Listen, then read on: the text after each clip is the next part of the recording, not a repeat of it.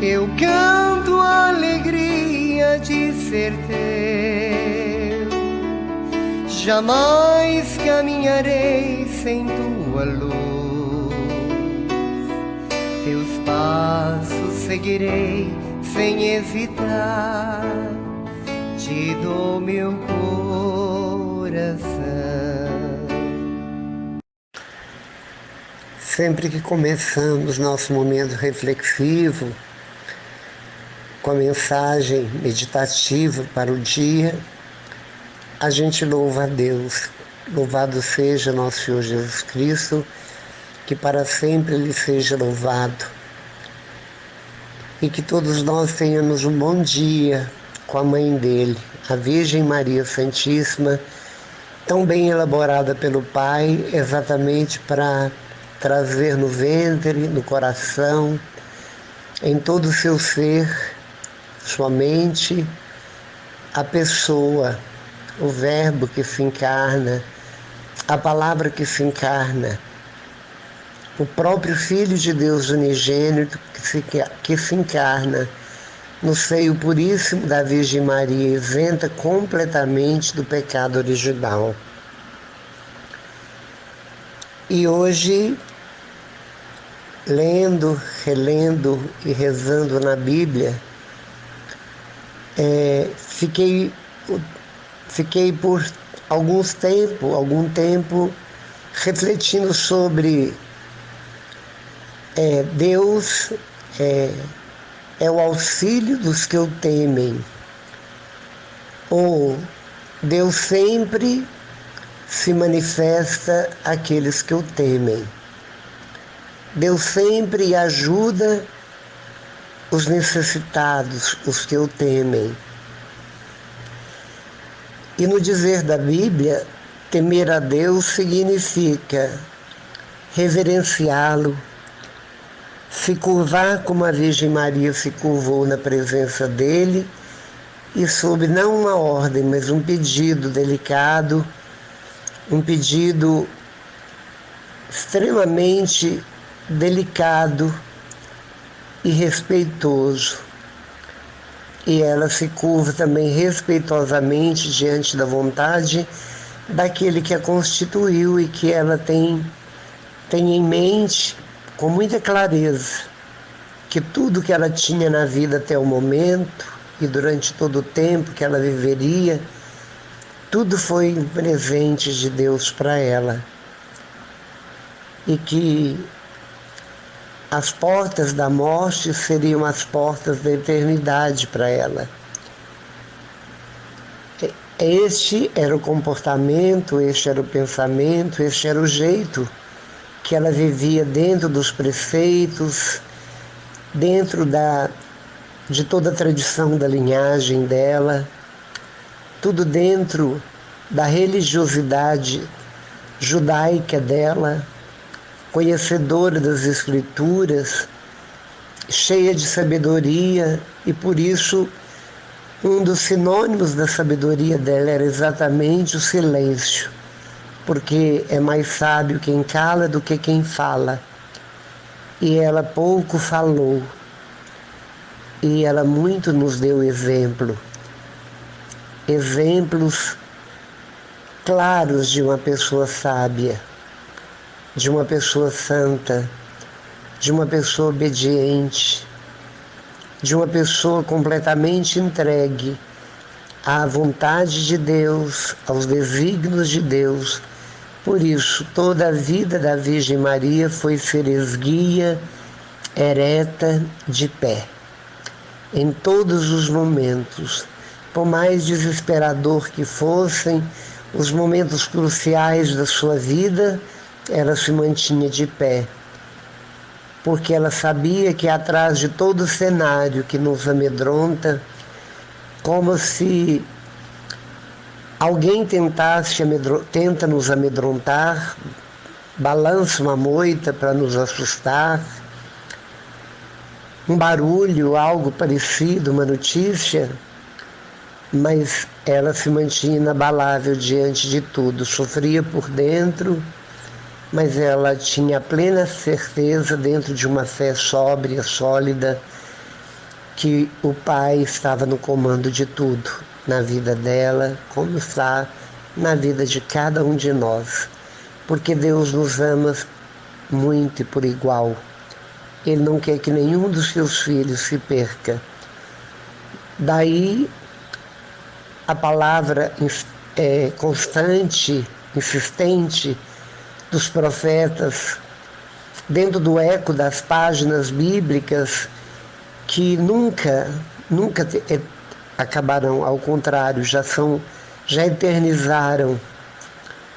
E as pessoas que o temem já decoraram, mas muito mais sábio e temente a Deus são aqueles que traduzem, não do aramaico para o latim, não do latim para a língua materna de cada um, mas traduz tudo que está escrito, toda a originalidade de todos os textos, de todos os mandamentos, traduz em atitude concreta na vida e pela vida. E hoje, depois de vivermos o pós-Antigo Testamento, Novo Testamento ou Segundo Testamento, nós vemos o quanto Jesus, na sua inteligência, na sua sabedoria, tão ímpar, tão singular, tão única, ele confundia os maiores sábios com a sua sabedoria. Ele driblava todos eles, aqueles que se achavam sábios. Jesus veio mostrar que a verdadeira sabedoria não é humana, ela vem do trono da graça, vem do trono de Deus, ela vem do alto, ela vem de Deus.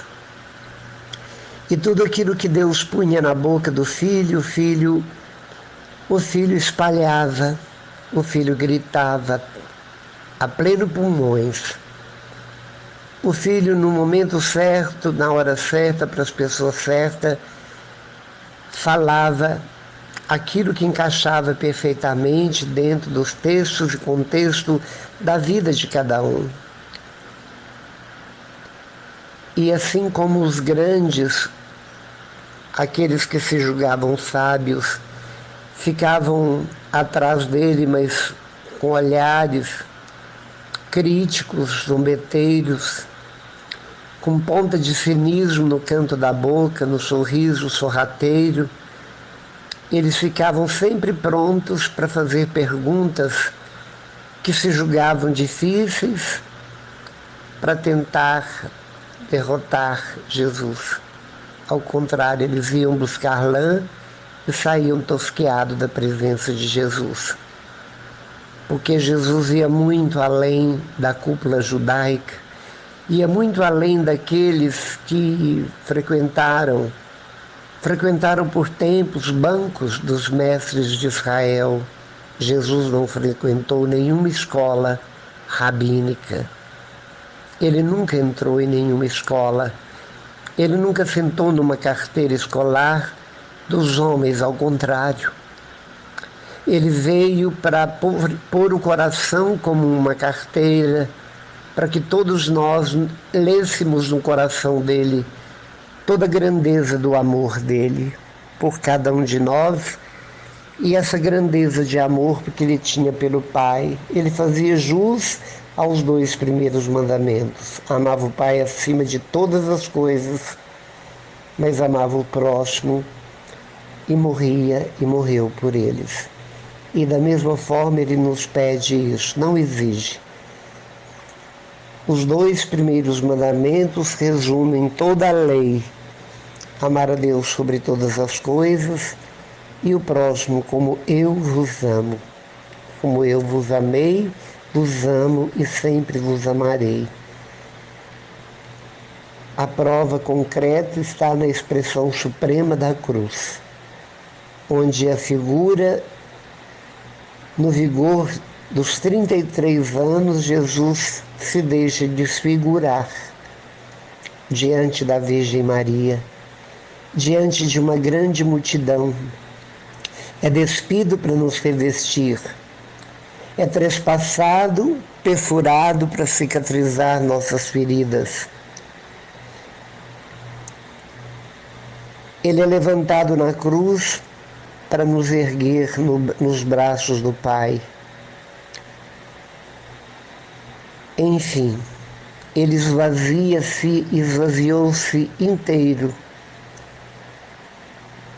para obedecer o Pai, e porque cada gotícula de sangue, cada microcélula do sangue de Jesus tinha um valor incrível que valia a vida de muitos humanos. Era o preço que ele deveria pagar pelo resgate.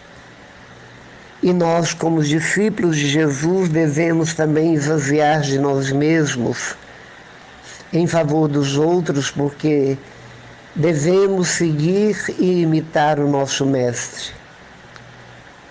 A alegria do Mestre é quando nós temos e alcançamos o raciocínio e a sabedoria e as atitudes dele. É o orgulho do Mestre.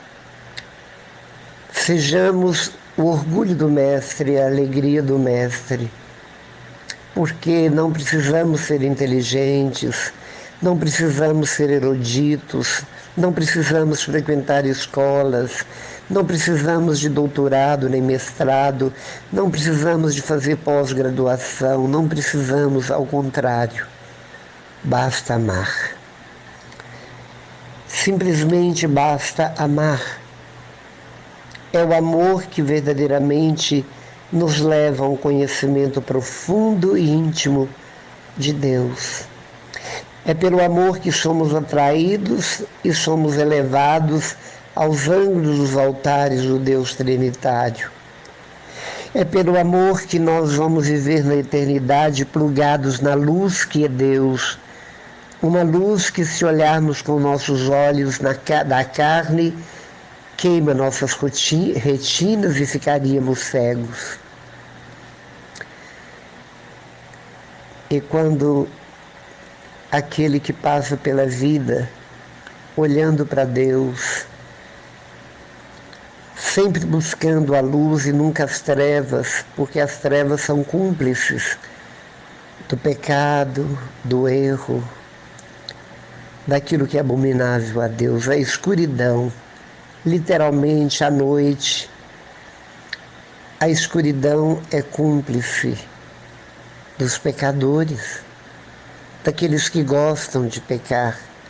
Enquanto que durante o dia, sob uma luz, as pessoas não se expõem, porque elas sabem do escândalo, sabem que escandalizam, sabem que se mostram, sabem que serão vistos, condenados, julgados e antipatizados. Por isso, a noite é a noite que os gatos se tornam pardos, é a noite que o pecado prolifera em todos os cantos e recantos da terra. É algo generalizado, está dentro de um sistema desde o primeiro erro dos nossos pais. A primeira invenção dos homens foi o pecado, que já está obsoleto, já está envelhecido. E é tão interessante que todos buscam novidades, mas encalharam no pecado, encalharam no mal, encalharam nos vícios e não desencalham e não tiram, não conseguem tirá-lo da moda, não conseguem tirá-lo da carne, não conseguem tirá-lo da mente, do coração. O mundo busca sua própria vontade, satisfazer a própria carne, busca os próprios prazeres, busca uma felicidade que julgam que no mundo encontrarão e absolutamente jamais. A felicidade é invisível. É só aquele que nós não tocamos, que não vemos, é que verdadeiramente é a felicidade do homem. Quando pela fé ele passa a habitar o coração do homem. É pela fé que que Deus habita o coração do homem. É palavra de Paulo. das cartas paulinas. E diante de tudo isso que eu sempre estou repetindo, posso até ser uma pessoa repetitiva, pode até que alguém não goste, porque até o próprio Jesus, ele era odiado por tantos e amado por outros, assim como na vida tem tantos que gostam de uma cor, o que seria do azul se todos gostassem do amarelo, e vamos por aí afora. E hoje, diante de tantas variedades, variações, informações, somos bombardeados de todos os lados. Existem as preferências, existe a seletividade, existe o garimpar buscando aquilo que é bombástico, é polêmico, mas é muito interessante que as coisas de Deus, falar de Deus, é um assunto que não se esgota, é um assunto que sempre está novo, e podemos falar de Deus a vida inteira e jamais esgotará o assunto, porque ele é infinitamente inesgotável. Falar de Deus não se esgota. E para aqueles que estão sedentos de algo e não sabem porquê, que buscam no álcool, que buscam embebedar-se daquilo que entorpece na terra, muitas vezes eles estão enganadíssimos. Nós devemos nos embriagar do Espírito Santo de Deus. Deveríamos embriagar-nos exatamente com a água viva que Deus nos oferece gratuitamente, como ele ofereceu para a samaritana na borda do poço de Jacó. Por isso te digo, meu irmão, é preciso converter e não perverter. É preciso seguir as lideranças não do mundo, mas seguir as lideranças religiosas, principalmente da igreja instituída, da doutrina criada, da doutrina colocada dentro das riquezas dessa arca da aliança que é a nossa Igreja Católica Apostólica Romana Mariana. É preciso buscar dentro dessa triagem o verdadeiro caminho da felicidade. Quem tem tudo e não tem Deus não tem nada. Quem não tem nada e tem Deus é absolutamente alguém que tem tudo. E tudo é Deus. Deus é tudo e é tudo para todos.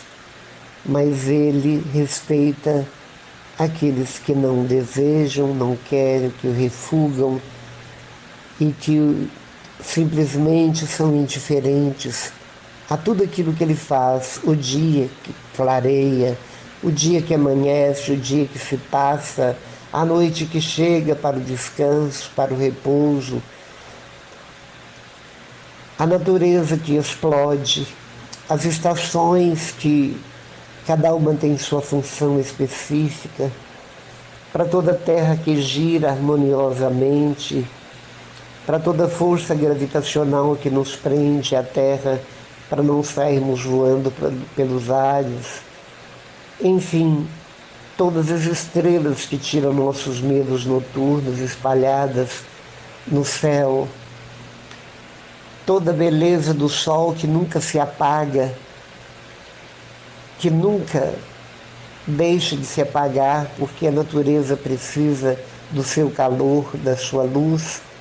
Uma lona jogada sobre uma grama verde e viçosa, em um dia ela perde toda a vitalidade amarela.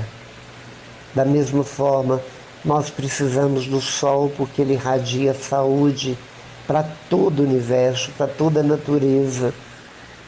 Por isso julga-se que temos muito sistemas solares que dá vida, e nós precisamos da luz de Deus para que nossa alma seja saudável, para que nossa espiritualidade simplesmente expanda, para que nossa fé se multiplique, cresça, para que o foco espiritual do coração de cada um, pela inteligência, por tudo que vemos e ficamos conhecendo a Deus através de suas criaturas e toda a criação, para que cada vez mais nós vejamos os vestígios de Deus na criatura das coisas mais simples que existe, uma flor, uma rosa, uma flor minúscula, a vida da vegetação, o oxigênio que se respira e que vem delas, enfim, toda a utilidade de cada detalhe. Tudo é bondade, tudo vem do amor de Deus e vem do alto. E quero dizer e confirmar aquilo que eu iniciei falando dessa mensagem, que Deus cuida dos que o temem. A partir do momento que meus olhos se abriram, se arregalaram para Deus e se fecharam para o mundo no sentido do pecado, da aversão àquilo que é abominável a Deus, eu passei a viver da providência de Deus. Deixei meu trabalho,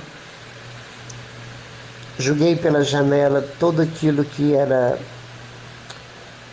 produto do meu trabalho, que era fruto dos meus anos de cabeleireiro, de artista plástico. Distribuí tudo com os pobres, com as pessoas. Todo o ouro que eu carregava, eram muitas peças, só de pulseiras que eu usava no braço tinha mais de 30, sem contar cordões, brincos, anéis, pedras. Tudo isso foi lançado nas mãos de pessoas que choravam quando perguntava se eu estava doando. E assim foi meu carro novo, zero da época, assim foi as 2 casas que eu tinha, assim foi o cheque, assim foi a conta bancária, assim foi minha profissão rendosa, assim foi absolutamente tudo, e para muitos era um enlouquecimento. E eu não pensei em São Francisco, mas é mais ou menos a mesma atitude. Foi mais ou menos uma mesma atitude. E essa atitude daqueles que descobrem a Deus e que deixa que essa luz atravesse o próprio peito e rasgue o nosso coração. Já não tem mais lugar para as trevas. Então, a partir daquele momento, eu fui viver de providência da providência. O dinheiro com combustível, porque pela ferida na minha perna eu tenho dificuldade de andar, eu preciso de uma locomoção, que é o carro. E vim morar com meus pais para passar o resto da vida deles, junto deles, ou a minha, não sei. E durante todo esse período, muitas pessoas que não me conheciam, mas que sabiam da minha profissão, julgavam que eu era rico, que eu tinha dinheiro guardado, e as pessoas me pediam às vezes cestas. Mas eu nunca negava, eu ia no armazém na esquina perto da minha casa e comprava aquilo que me pediam, eu levava para as pessoas, mas eu debitava. E depois o dinheiro que entrava providencialmente de Deus, por Deus, através das pessoas, eu ia quitar as dívidas, quitar essas coisas que eu comprava.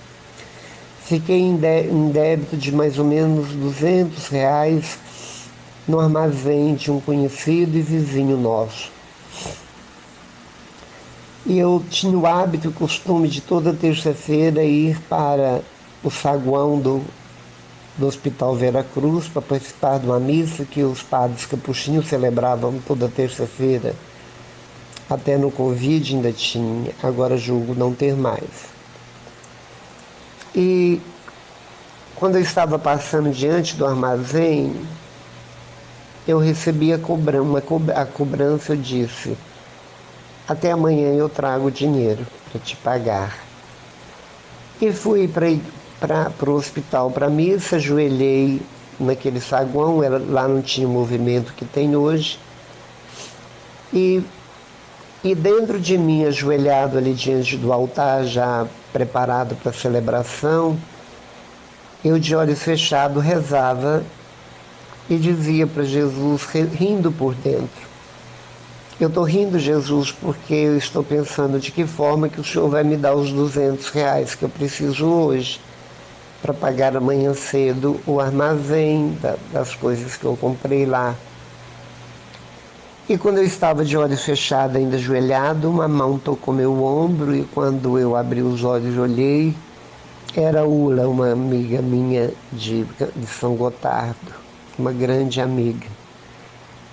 E o marido dela estava recém-operado no hospital e ela, passando por ali, me reconheceu e me abordou para perguntar como que eu estava. Eu abracei ela, perguntei também, ela me disse que o marido dela estava no quarto X e que tinha sido operado.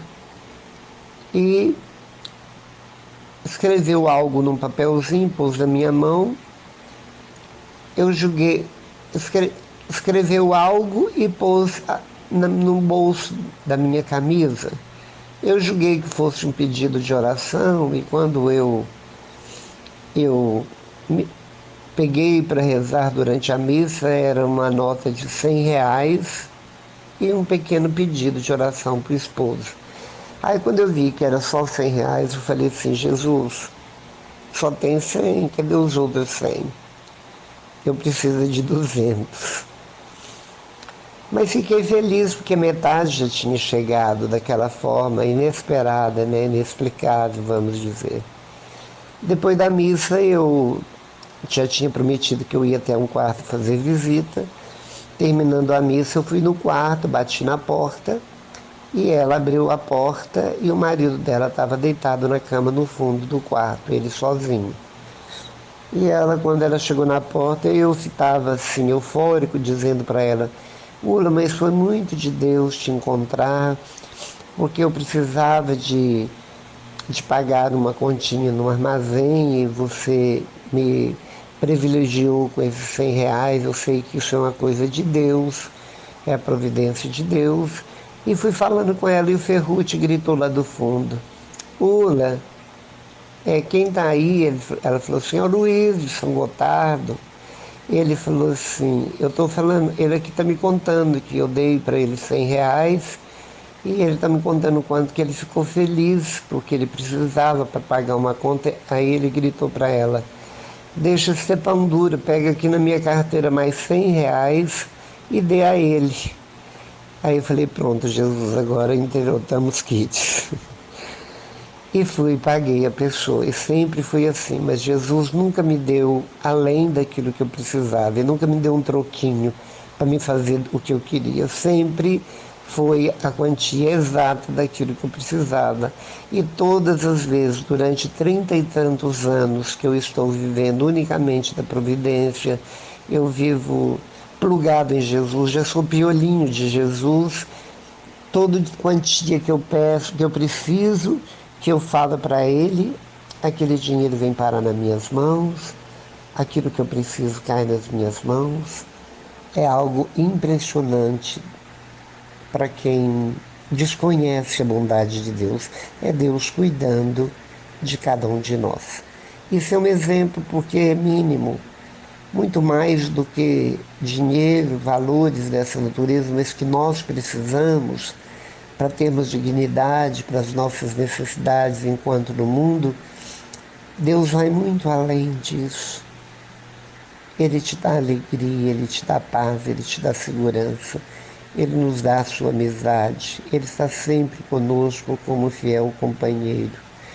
Por isso, eu te glorifico, Senhor Deus, por toda a sua bondade paterna e materna, por tudo que o Senhor tem providenciado na minha vida desde sempre, por ter me trazido do nada à existência, por estar cuidando de mim como sempre o Senhor cuida e nada me falta. Diante da cirurgia que estou em expectativa, alguém que eu pouco conheço já disse, eu vou pagar a cirurgia para você, simplesmente R$ 10.000, sem contar outro dinheiro que estão juntando para pagar exames e coisas do gênero, para uma cirurgia na perna, para ver se a ferida se extingue, tirar a safena. Obrigado, Jesus, exatamente por isso, porque para aquele que não tem nada, Ele pode contar sempre com o Senhor, porque ele passará a ter tudo. Não me falta nada. Tenho a casa que o Senhor providenciou para mim, tenho o carro que o Senhor providenciou para mim, tenho todo o mobiliário que o Senhor providenciou para mim, a minha aposentadoria que o Senhor providenciou para mim, porque eu nunca paguei e deu certo tudo porque o Senhor providenciou para mim. Enfim, Senhor, nada me falta nas minhas despensas, nada me falta no guarda-roupa, nada me falta no remédio, no alimento, absolutamente nada. Por isso, Senhor, cada dia eu expando mais a minha alegria. Distribuo com as pessoas uma alegria, porque aquele que tem Deus no coração é um entusiasta, é uma pessoa alegre, é uma pessoa pura, é uma pessoa que verdadeiramente não vê sombras de tristeza, embora ela insiste em vir, mas o pensamento que se eleva até Deus dissipa toda e qualquer sombra que tenta se aproximar de mim, de nós, daqueles que te temem. Por isso seja louvado, bendito e adorado por todos sempre, e que o Senhor possa conceder a todos aqueles que estiverem ouvindo neste momento a graça de te experimentar e ver o quanto o Senhor funciona para aqueles que verdadeiramente querem e assumem ser seus filhos. Amém. Louvado seja nosso Senhor Jesus Cristo, para sempre seja louvado. Estivemos unidos e reunidos em nome do Pai, em nome do Filho, em nome do Espírito Santo. Amém. Tudo te entreguei, nada me restou, livre eu fiquei, só para te amar, meu Deus. Tudo me pediste, eu nada te neguei, e hoje sou feliz assim, tenho a ti, meu Deus.